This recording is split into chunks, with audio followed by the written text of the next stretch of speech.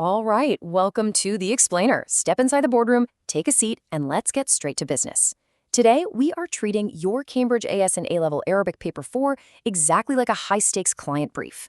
We're breaking down the precise anatomy of what examiners, or in our world, the senior partners, are looking for to award that highly coveted 22 to 25 exceptional mark band. I'll be acting as your managing director today, and my goal is simple.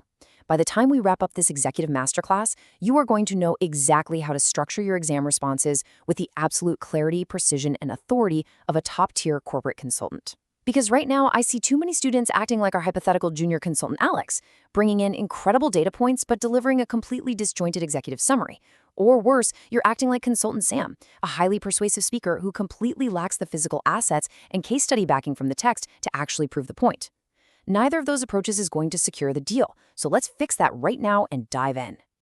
Here's our agenda for today's pitch preparation. We'll start with 1, the exceptional standard, then move into 2, core cognitive domains.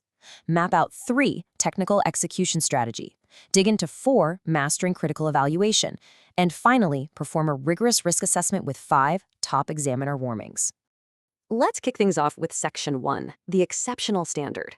Now, what is genuinely fascinating about this slide is the insider secret we've extracted directly from the principal examiner reports. Listen carefully to this. They explicitly state that referencing cross-topic connections achieves significantly higher marks.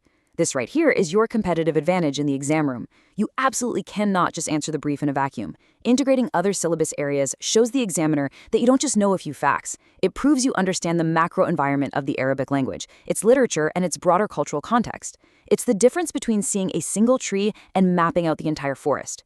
When you draw those cross-topic connections, you are demonstrating a holistic executive-level grasp of the subject matter that instantly separates you from the rest of the pack. Moving on to Section 2, let's look at the core cognitive domains and see how this theoretical architecture actually builds across different ways of thinking. Let's run a diagnostic on these assessment objectives. As you can see mapped out here, successful candidates have to demonstrate extreme competence across 3 highly distinct cognitive domains: knowledge and understanding, analysis, and evaluation. Notice how we are heavily prioritizing analytical depth over superficial breadth. The examiners do not just want a laundry list of memorized facts. That's just column 1. That's consultant Alex throwing data at the wall and hoping it sticks. They want you to analyze how those facts interact, which is column 2. And then absolutely crucially, they want you to weigh their overall significance in column 3. This is where you actually close the deal. If your proposal only hits that first column of basic knowledge, you are literally leaving top-tier points on the table. You have to push your thinking all the way through to evaluation. So how do we practically apply this theoretical framework in the pressure cooker of the exam room? We need a standard operating procedure. Welcome to Section 3, Technical Execution Strategy. Okay, we need a crystal clear procedural framework, and I love a good memory hack. Remember the acronym DESVP to walk through these exact steps. Step 1, deconstruct the question. What is the client actually asking for? Step 2, extract relevant data from the stimulus texts. Step 3, select your analytical framework. Step 4, execute with clear notation. Step 5, verify your results. And Step 6, present with correct terminology. Following these exact steps provides you with a rock-solid structural methodology. And here is where you have to align your syntax with the Peel formatting matrix: point, evidence, explanation, link. If you don't link your evidence back to your initial point, your entire structural strategy falls apart. Before we look at this massive examiner alert, let me pause the deck for a quick mid-video CTA. To ensure your academic portfolio remains highly competitive, you need to subscribe to our channel, Ace the Exams, at the handle @AceS_the_Exams. Make sure you enable notifications so you never miss our weekly consulting insights. Okay, let's get back to the pitch. Look at the crucial point on this slide, the method mark strategy. The examiners are literally alerting us that students bleed marks by hiding their process. Think about it. In a corporate boardroom, if your final revenue projection is slightly off, but your underlying financial model is brilliant and fully transparent, you still get credit for the methodology. The exam is exactly the same. Showing you're working is a massive safety net. It proves your cognitive process is sound, even if your final conclusion, under time pressure, just slightly misses the mark. This naturally brings us to Section 4, Mastering Critical Evaluation.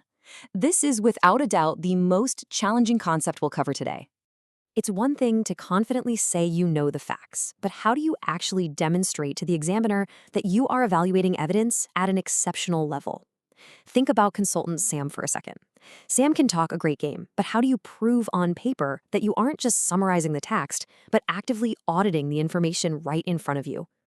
This slide brilliantly illustrates the exact structural syntax you need to pull this off. We are looking at a comparative analysis matrix. On the left side, identifying similarities. On the right side, identifying differences. To hit that exceptional band, you must actively balance both sides by using explicit comparative connectives and firmly anchoring every single statement with hard evidence from the Arabic texts.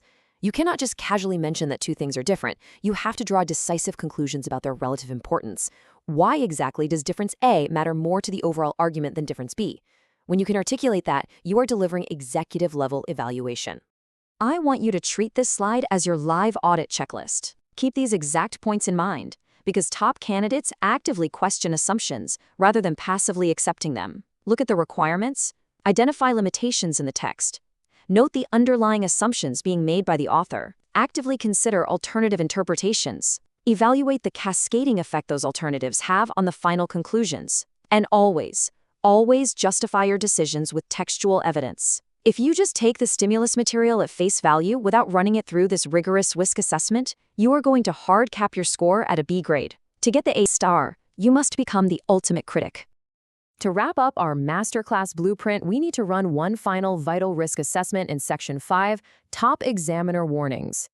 We have extracted these top 3 hazards directly from the principal examiner reports, so listen up. Number 1, answers are too vague. You need laser-specific details. Broad generalizations will absolutely sink your pitch. Number 2, forgetting strict format and presentation conventions. You have to double-check your headings, your terminology, and ensure your paragraph structures follow that Peel matrix we talked about earlier. And number 3, answers are not specific to the context given. This is the ultimate trap. If you give a brilliant, beautifully written answer to a question the examiner didn't actually ask, you get 0 points. Always ground your analysis strictly in the specific context of the stimulus material provided. So here is my final, provocative question to you as we close this boardroom session. You now possess the executive blueprint required to reach that exceptional 22 to 25 mark band. But are you going to merely memorize the facts like a junior employee, or are you going to step up and execute the method like a managing director?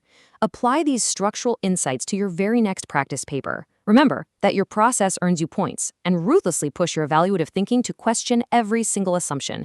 Before you go, make sure you finalize this deal by subscribing to Ace the Exams at the handle @AceTheExams. Hit that notification bell and drop a comment below with your current tier and your target subject. Class dismissed. I'll see you in the next explainer.